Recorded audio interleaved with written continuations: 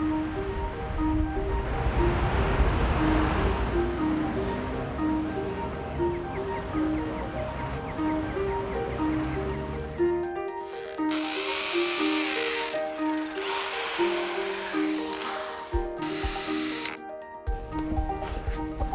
go ahead and hold them up, and then I'm going to try to determine exactly where we start the line. The stairwell. I'm Virginia Shore, Chief Curator of the Office of Art and Embassies at the U.S. Department of State. I'm Michael Smith, partner of the American Ambassador to Spain and Andorra, James Costas. Working with Virginia is about my desire to promote American culture and the arts in Spain. And the distance between the handrail. It's the most ambitious loaned exhibition that we've ever worked on, and collaborating with Michael and James was incredible and opened many doors for the program. It's over 80 works of art from Spanish and American lenders, institutions, galleries, artists, foundations. With negotiating the loans, we were trying to stick within the budget and make this happen, and it took a long time. And in addition to taking a long time, we had a lot of hurdles too.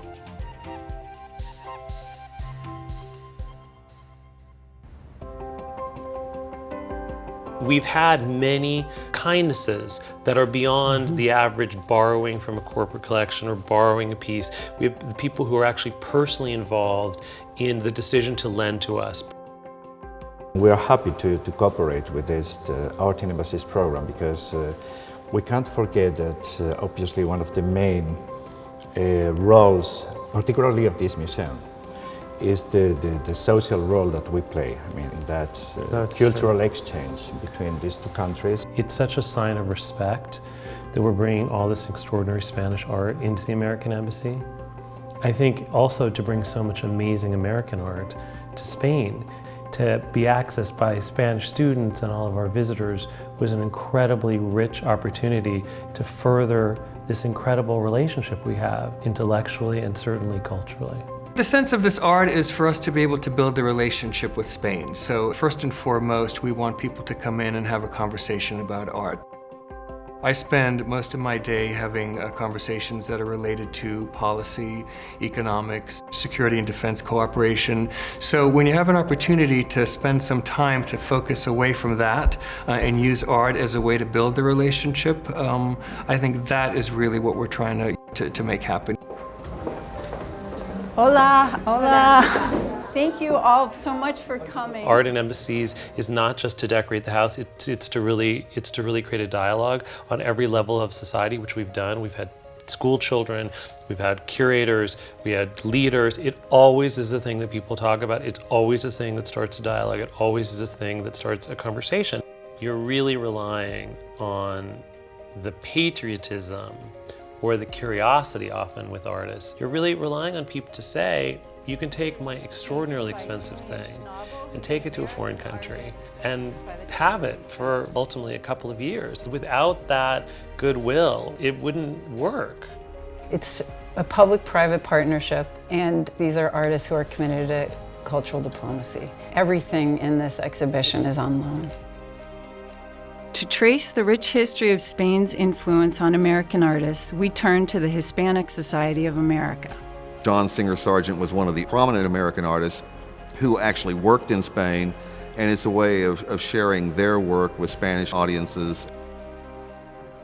It's an ideal collaboration of sharing U.S. art and Spanish culture in one place. I love it. I have never seen all these works. That's why I was very happy to come, because I knew the artists, but if you don't see them here, maybe if you don't go to the States, you can't see them. People come up to us all the time and talk about how one of the first times they ever saw wonderful American art was at an American embassy somewhere in the world. It's soft power, but it's power, and it's impactful.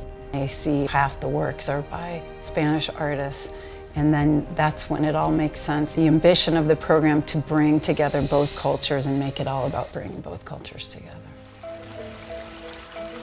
Amongst the major contemporary Spanish artists in this exhibition is the sculptor Cristina Iglesias.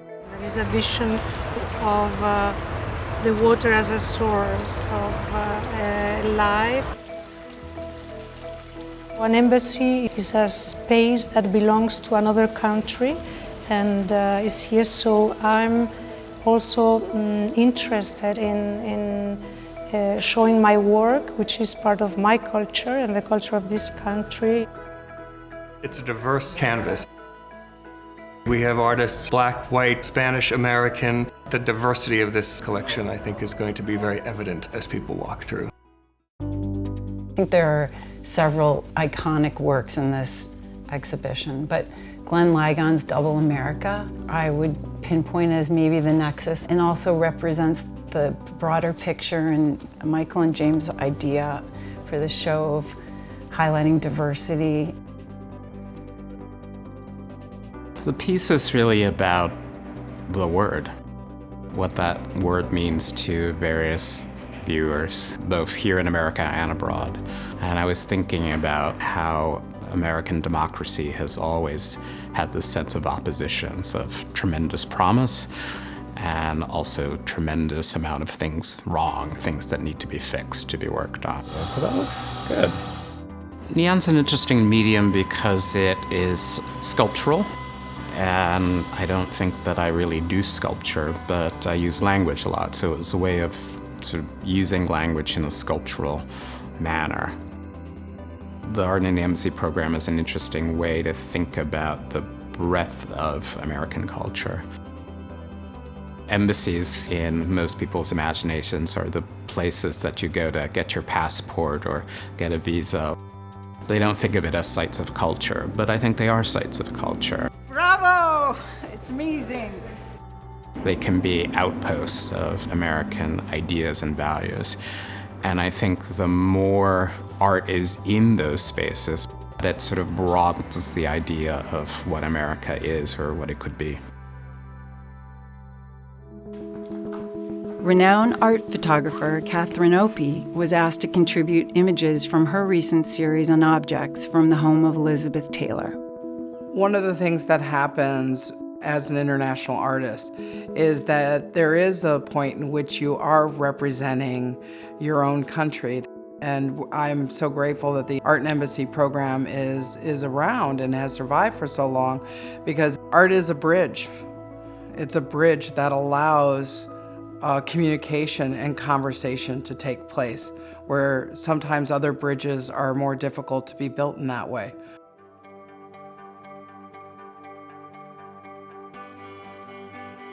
Start a new ground. Erica's going to do it with like a mid-gray. A mid-gray. Spain is always an interesting context because, especially as a painter, some of my favorite painters and the most influential painters come from Spain, as Goya and Velázquez. We work with big questions and we're engaged in what's happening within the world around us, and I think that you need this context. I think it's impressive that there's this program that's very committed to this form of expression. I think it's fantastic.